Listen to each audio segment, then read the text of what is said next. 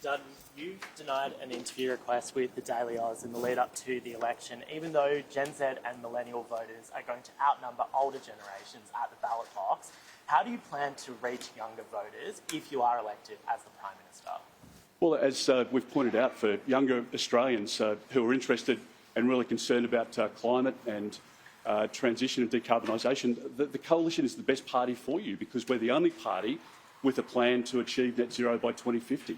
And the government's plan is not going to achieve their targets, and they're already behind on their targets. That much is obvious. In relation to housing, we're going to provide support to young Australians who have lost the dream of home ownership because Labor's had a Big Australia policy where they've brought 1 million people in over the last 2 years, which is a 70% increase on any 2-year period in our country's history. So I think if you have a look at the policies that we've got, a 5% deposit, the ability to get a deposit together more quickly, including through your super if you so choose, making sure that for your $650,000 of mortgage, the interest that you pay there, that is tax deductible.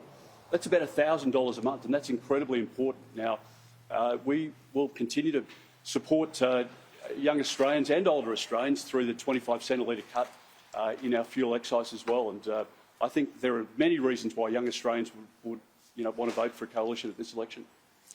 Acknowledging that you've held different portfolios during that time, 20 to 24 years is a really long time for someone to work in the same place. Do you feel like you're still learning in the job, even though you've held it for 20-some years? I'm sure I do, yeah.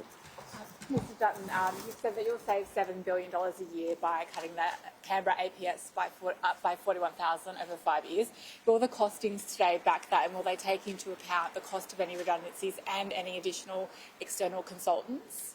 Well, the costings will include all of the policies that we've announced, and we've announced some excellent policies. 25 cents a litre cut to fuel tax is going to save people $14 a week, and more than that. We're going to provide support to Australians by giving $1,200 back through a tax rebate, and we're going to provide support to young Australians to get into housing. These are the policies which are important to Australians, and we'll do it responsibly, and we've got savings as you identify as well, and all of that will be reflected this afternoon. But if you've got a big spending Labor government, you've got upward pressure on inflation, and this is what the Reserve Bank Governor's warned about. I want to make sure that we can bring downward pressure on inflation, and that means that we can drop interest rates, and interest rates will always be lower under a coalition government, and that's something I'm very proud of, and it's something that we'll strive for in government.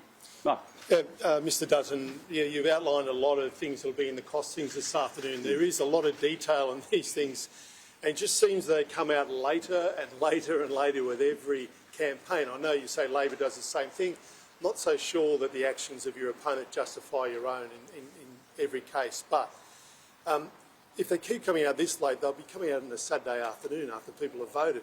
Don't people deserve to have a look at this detail from both sides earlier in the campaign so they can make a considered judgment? Otherwise, it's just suspicious that you're hiding something.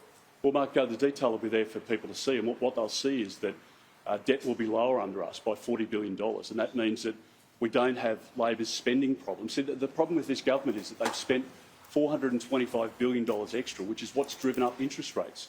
So if you wonder why interest rates have gone up 12 times under this government, you know it's because they spend so much, and the Reserve Bank Governor has pointed that out. Now, we've been responsible in relation to the PBO work that we've done, in relation to the costings otherwise, and all of that will be presented today in accordance with the rules.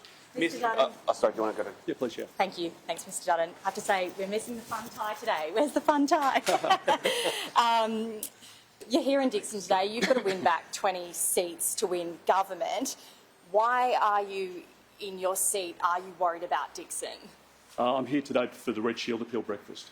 So I do it every year, and I clear whatever's in my diary to do it. But are you worried about your seat? And I've been supporting the Red Shield Appeal for almost 25 years in my seat, and we've raised hundreds of thousands of dollars, and it was set today. I think probably the organisers thought there was going to be an election in April, and so it was set for today. But I'm here as a proud supporter of the local Salvation Army, and I want to thank everyone who's upstairs donating at the moment, because that will help young Australians who are in need in my electorate. It'll help the homeless, and it'll help the work that the Salvos do. So you're not worried about losing your seat? Really pleased to be here.